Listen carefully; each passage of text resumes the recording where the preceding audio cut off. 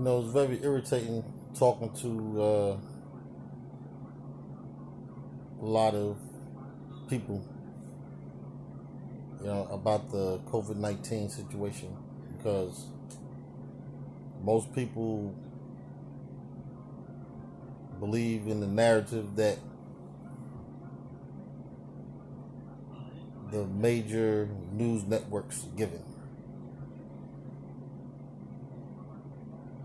when that couldn't be further from the truth. That narrative couldn't be further from the truth. The truth of the matter is,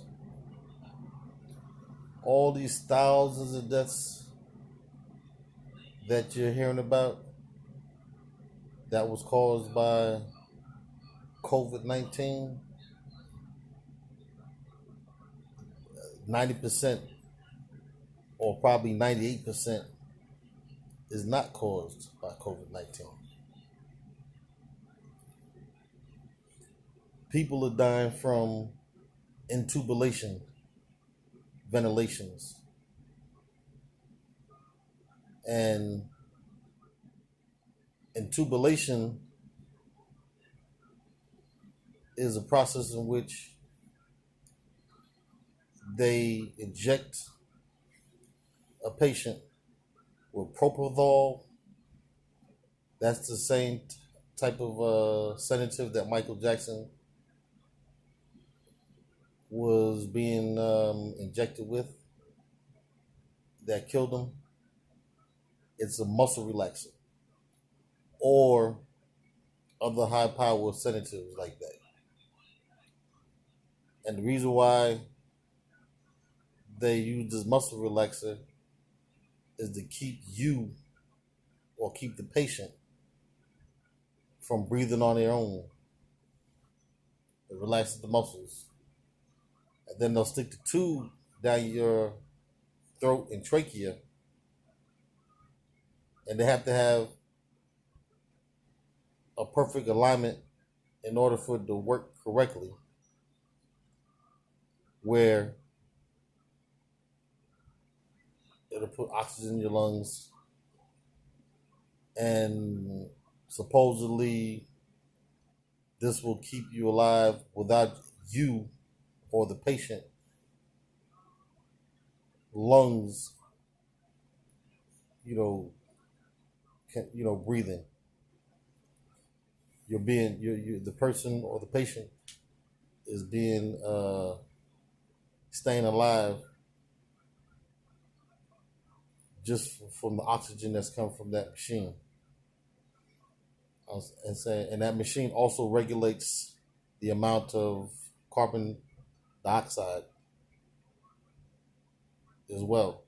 Because if you have too much carbon dioxide in your lungs, that's going to create major problems. If you got too little oxygen in your lungs, is going to create a problem.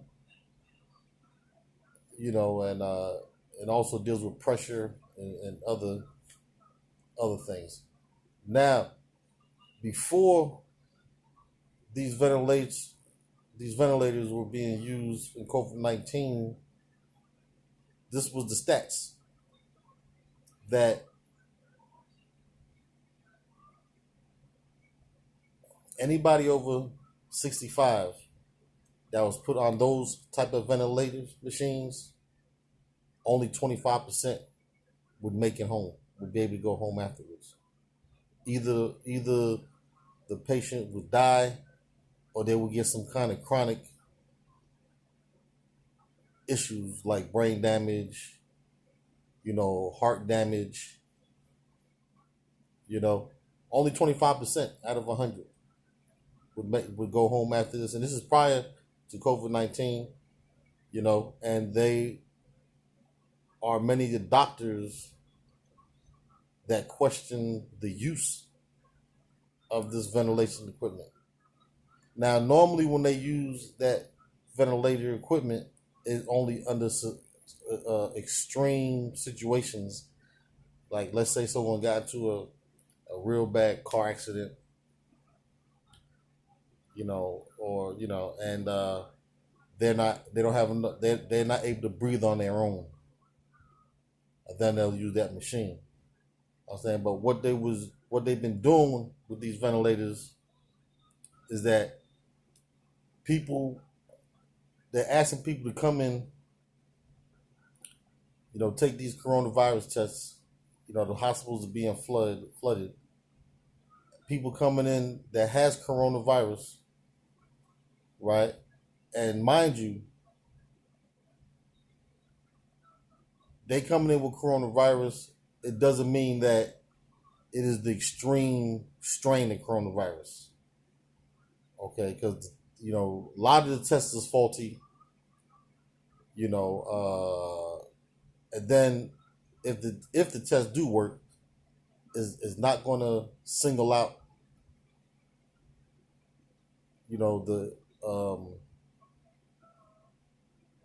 the highest strain of coronavirus is, because there's different strains of coronavirus, right? And coronavirus always been amongst the masses of people. Okay, in fact, a third of all common cold comes from a coronavirus. Okay, so what happens is that these people are quarantined, other people not able to visit them, and the doctors are recommending to put them in the ventilator, put it, put the machine on them. The people don't know better. They have nobody to speak for them, right? They don't need the ventilator because they're breathing on their own.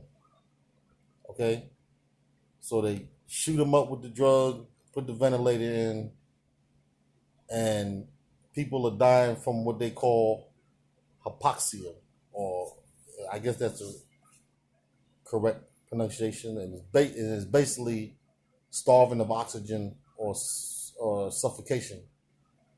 So 98% people that's put on these ventilators is not dying from COVID-19. They're dying from suffocation. It's a big malpractice. These doctors are following the guidelines of the CDC. And also they're getting money.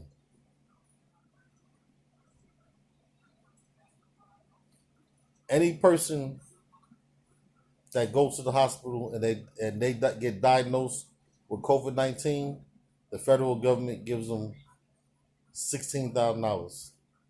If they go on a ventilator, they get $35,000 extra dollars. Okay, this has been revealed by many doctors, nurses, and in fact, there was this one doctor from Minnesota. He's actually a senator, a Republican senator, and he said that the CDC guidelines that they received, that he was disturbed about, and he brought it to his colleagues, and they were also disturbed because they never did nothing like this. He said that basically the CDC wants doctors to lie, and they want them to